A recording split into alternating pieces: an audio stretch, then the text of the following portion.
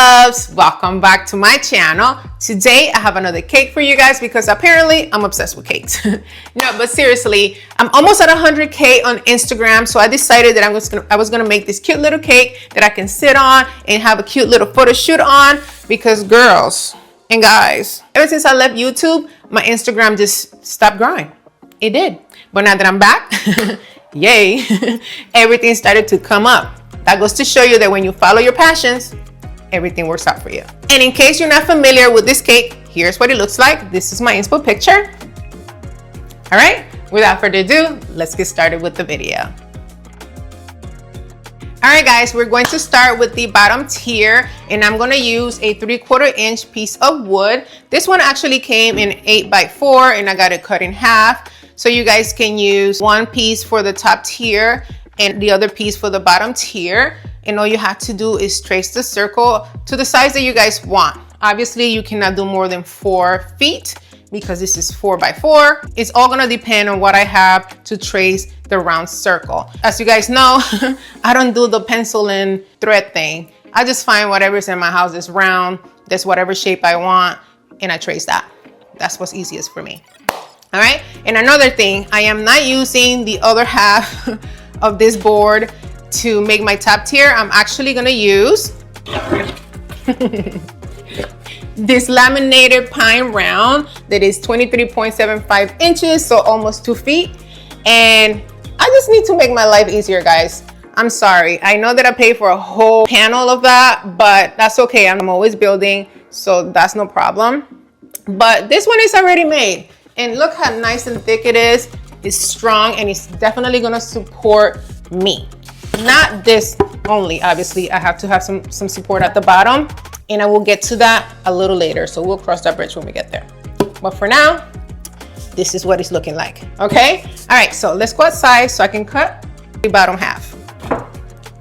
To trace this circle, I'm going to use the table I used for my Easter basket table. To cut, I'm going to use my jigsaw, and I'm using a thicker blade because this one is pretty thick.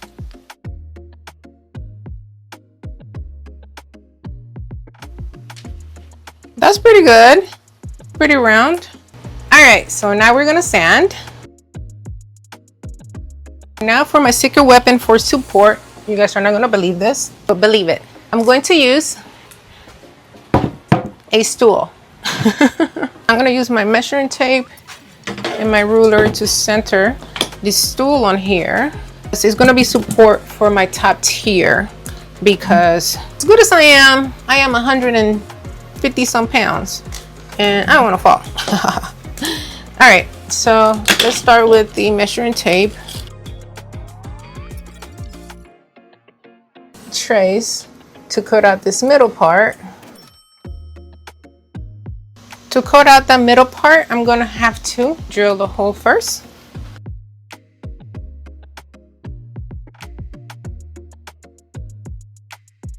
And it should look something like this. Look at that.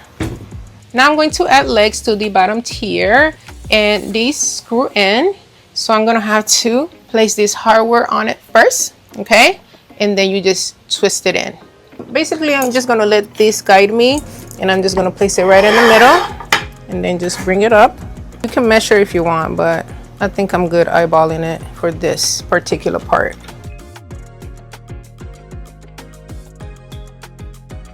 Now all we have to do is screw them on. All right, let's see how it looks on the ground.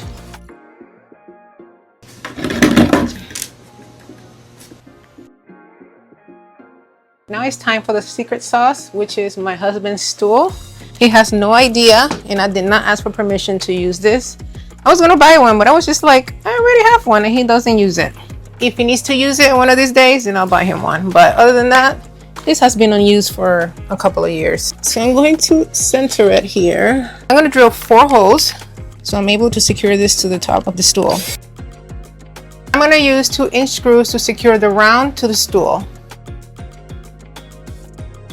Now we're gonna build support legs for underneath this, not as tall as this, but in between the bottom tier and the top tier, so I can have support under here, because if I sit on here, I'm gonna tip over. So I need support from the bottom of the top tier to the top of the bottom tier. And those are gonna be 13 inches. Now I'm just gonna go ahead and paint in white. All right guys, so this is how I'm going to frost the cake. This is poly wall paneling. So it's like a plastic wall paneling, rolls out. And I'm gonna wrap it around on the bottom tier and top tier to cover obviously the hole in between. And yeah, so I'm just gonna go ahead and cut it, wrap it, and secure it with wood screws. And if you're an OG here, I've used this before. I've made my cylinder cake stands, the floor stands, with this.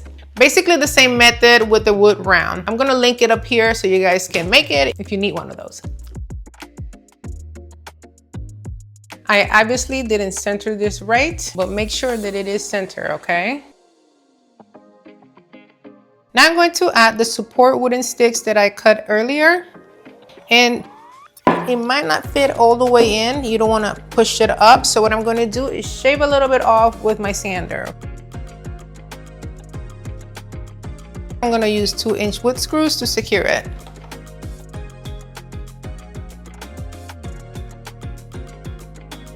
And then we're gonna do the same all around, okay?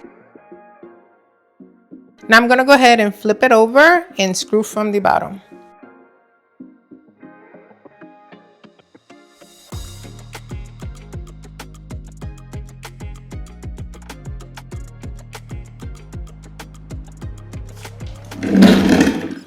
Okay, we're gonna test this out. You can go ahead and get on top of it as is, but I would suggest a stool. So when you have the poly wall here, you don't dent it from like trying to get on. But yeah, let's test the support. Okay, I'm putting one foot right here, and then I center myself right here on top of the stool. And then you just go and you pose. Cute, right?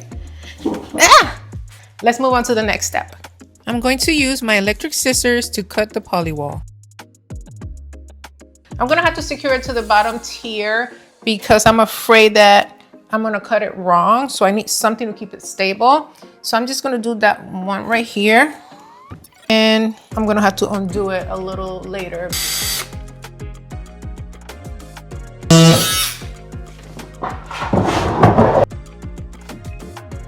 Now I'm gonna use 1/2 inch screws to secure the poly wall.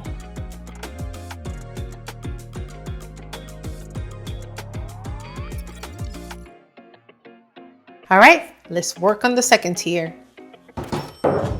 And yes, I'm aware that there's nothing in the back. I'm trying to see how much I'm gonna have left from these when I'm done with the top part. Then we'll take it from there. When placing the second tier, make sure that the poly wall, the part that you didn't cut, is facing the bottom so it can be straight, because the top part, which is the top part of here where we cut, is all wavy and swiggly, okay?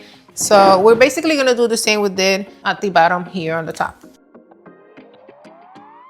All right, we're gonna close the gap back here.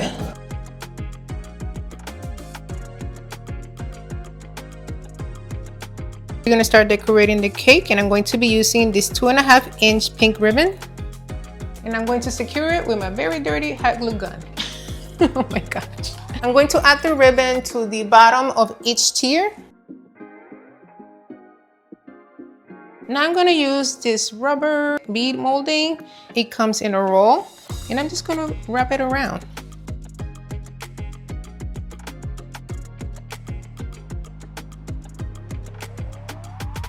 And I'm gonna place them right on top of the top tier and on top of the bottom tier.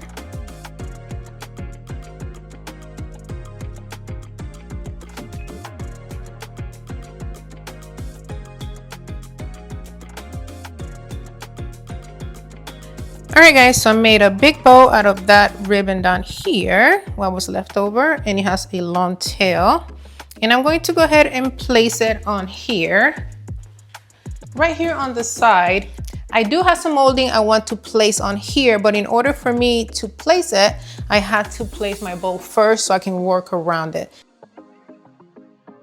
Let's see where we're gonna place more icing on the cake.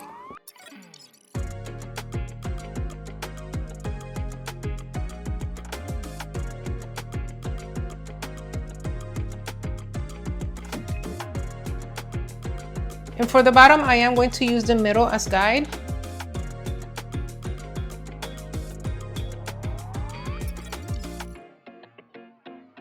And I'm gonna add these bows to the front and the sides.